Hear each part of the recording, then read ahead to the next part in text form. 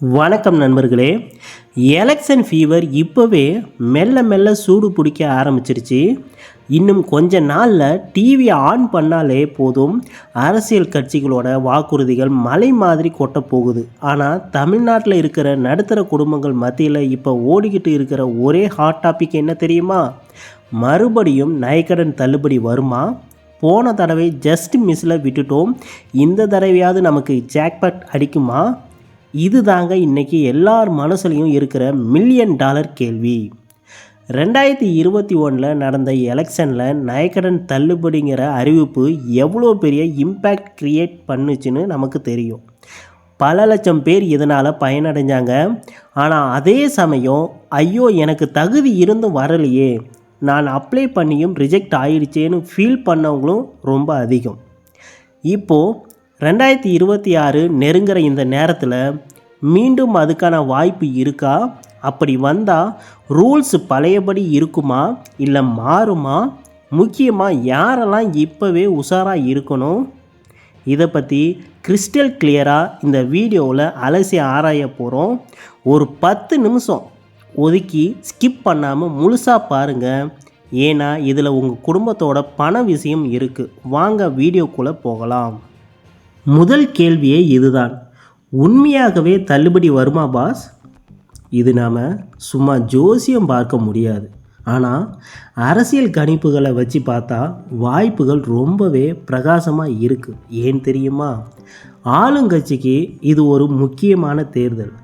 மக்களோட வாக்குகளை தக்க வைக்க ஒரு பெரிய அறிவிப்பு கண்டிப்பாக தேவை. போன முறை இது மிகப்பெரிய வெற்றி கொடுத்துச்சு. இன்றைக்கி தங்கம் விலை எங்கேயோ போய்கிட்டு இருக்கு. ஒரு பவுன் தங்கம் வாங்கிறது சாமானியனுக்கு எட்டாக்கனி ஆகிடுச்சு. இந்த நேரத்தில் நகைக்கடன் தள்ளுபடிங்கிறது அறிவிப்பு வந்தால் அது மிடில் கிளாஸ் மக்களுக்கு பெரிய ரிலீஃபாக இருக்கும்னு அரசுக்கு நல்லாவே தெரியும். அரசியல் வட்டாரங்களில் கசிகிற செய்திகள் படி மீண்டும் ஒரு தள்ளுபடி அறிவிப்பு வரலாம்னு சொல்கிறாங்க. ஆனால் ஒரு முக்கியமான ட்விஸ்ட் இருக்குது.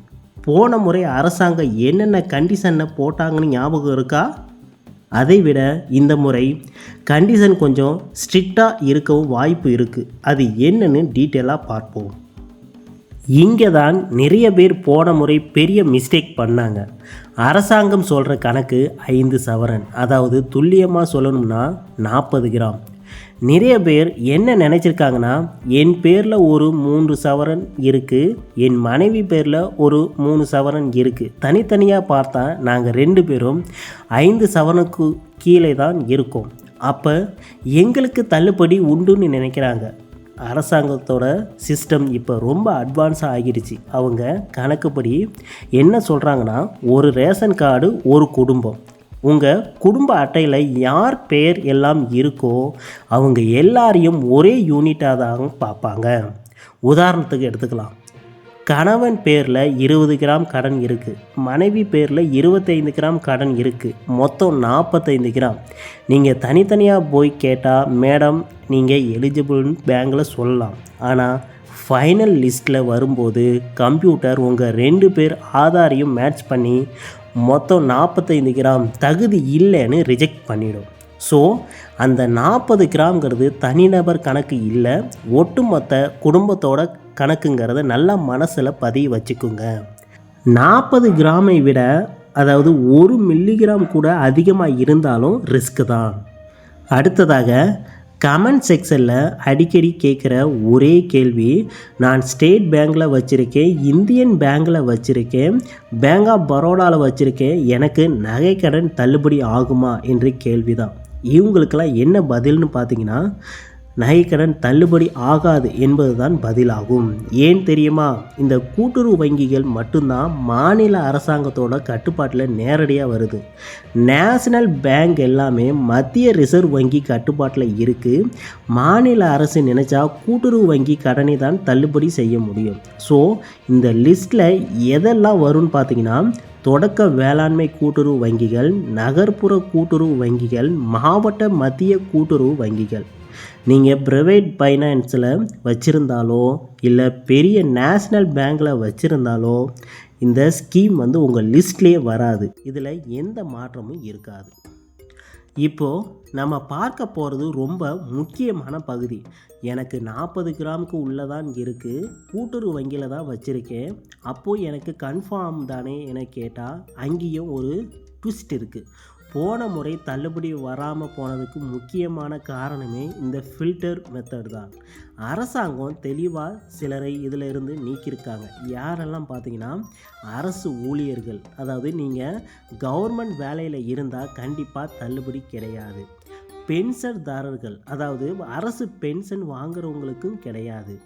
வருமான வரி, அதாவது இதுதான் முக்கியம். நீங்கள் கரெக்டாக ஐடி ரிட்டர்ன்ஸ் ஃபைல்ஸ் பண்ணுறவங்களா இருந்தால் உங்களுக்கு வசதியானவங்கன்னு கணக்கில் எடுத்துப்பாங்க. ஸோ தள்ளுபடி கட்டாயிரும். கூட்டுறவு ஊழியர்கள், அதாவது குறிப்பாக கூட்டுறவு வங்கியில் வேலை செய்கிறவங்களுக்கே கடன் தள்ளுபடி கிடையாதுன்னு சொல்லியிருக்காங்க. ஏஏஒய் அட்டை இல்லாதவர்கள், அதாவது போன முறை சில குறிப்பிட்ட ரேஷன் கார்டுகளுக்கு முன்னுரிமை கொடுத்தாங்க. அது வெள்ளை கார்டு வச்சுருக்கவங்களுக்கு பல இடங்களில் ரிஜெக்ட் ஆயிடுச்சு. இதில் என்ன லாஜிக்னா, உண்மையாலேயே ஏழையாக இருக்கிறவங்களுக்கு மட்டும்தான் இந்த உதவி போய் சேரணும்னு அரசாங்கத்தோட நோக்கம். அதனாலேயே இந்த ஃபில்டர் கண்டிப்பாக இருக்கும்னு சொல்லியிருக்காங்க. சரி நண்பா, எலெக்ஷன் வரட்டும், அறிவிப்பு வரட்டும், ஆனால் அதுக்கு முன்னாடி நம்ம தயாராக இருக்கணும்ல.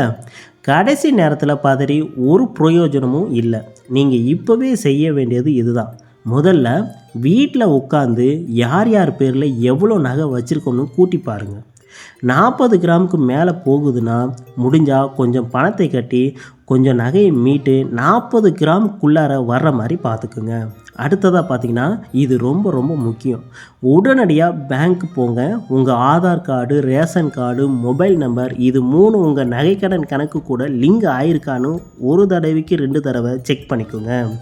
போன முறை பார்த்தீங்கன்னா, ஆதார் லிங்க் ஆகாதலேயே பல பேருக்கு சிஸ்டம் எரர் ஆகி பணம் வரலை.